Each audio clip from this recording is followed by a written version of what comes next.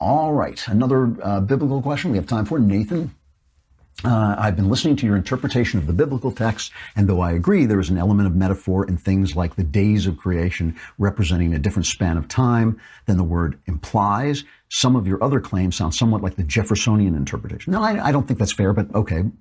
This seems to explain away unbelievable claims and narrows down the scope of the text to only the most literal pieces of historical accounts. Where do you draw the line, and who decides what to take literally and what was meant for hyperbole? First of all, I don't discount the miraculous. I do not discount the miraculous. I do believe in miracles. I don't believe in magic. And I'm a very practiced reader. I've read a lot. As Noel says, I have read all the books. And when I'm confronting something that I believe is conveying truth through mythology or truth through legend, I think I recognize it, so I'm not dismissing things that are miraculous or things that don't happen every day. I'm just looking at stories the way they appear to me.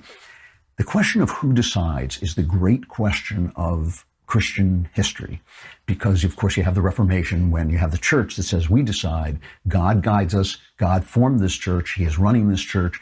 It's like the Supreme Court. The reason the Pope, when they say that he is that he's infallible, they don't mean he's always infallible. They don't mean when he says it looks like it's going to rain today that it's got to rain. They mean on certain areas of doctrine, his word is final. His word is the final word, just like the Supreme Court. In Protestantism, there's a lot of different sects, a lot of different beliefs, but there is this belief that essentially it's between you and the text, between the believer and the text. You have a personal relationship with God. He will guide you instead of guiding the church. You do not need the priests in between.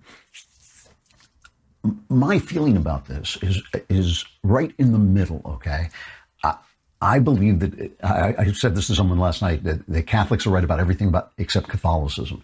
When I look at theology, I'm frequently reading Catholic theology. Benedict, in my lifetime, has been the greatest theologian alive, Pope Benedict XVI. Ratzinger, he sometimes wrote under before he was Pope. I think he's a brilliant theologian. C.S. Lewis, of course, was not a Catholic, but he was so close that there's very little difference. But the thing is, because I believe in, maybe just because I'm an American, but also because I believe in freedom. No, it's because I believe in freedom, and I believe that virtue has to be chosen. You have to choose virtue. You have to train your heart to love virtue and then choose it for the love. I believe that you have the right to override even the Pope.